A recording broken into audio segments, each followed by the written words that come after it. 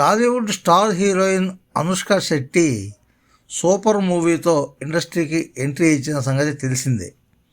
ఆ తర్వాత ఎన్నో సూపర్ హిట్ మూవీస్లో నటించి ఫుల్ క్రేజ్ తెచ్చుకుంది.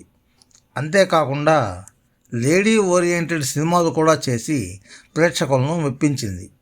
ఈ క్రమంలోనే అనుష్క ప్రభాస్ ప్రేమించుకున్నారంటూ పలు వార్తలు వైరల్ అయ్యాయి. కానీ వాటిల్లో నిజం లేదని క్లారిటీ ఇచ్చారు.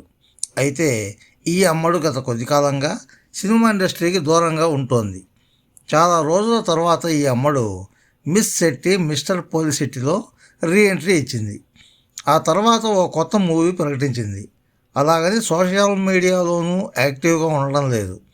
పూర్తిగా అన్నింటికీ దూరం అయ్యి ఇంట్లోనే ఉంటుంది. ఈ క్రమంలో తాజాగా ఓ ఇంటర్వ్యూలో పాల్గొన్న అనుష్క ఆసక్తికరమైన కామెంట్స్ చేసి వార్తల్లో నిలిచింది.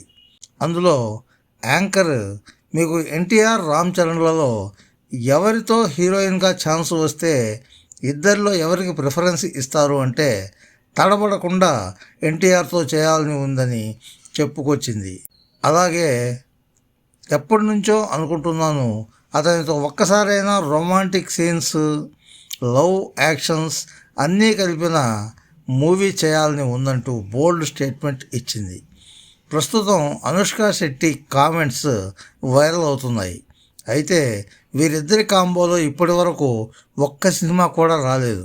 దాదాపు 4 సినిమాలు చివరి వరకు వచ్చి మిస్ అయినట్టు తెలుస్తోంది.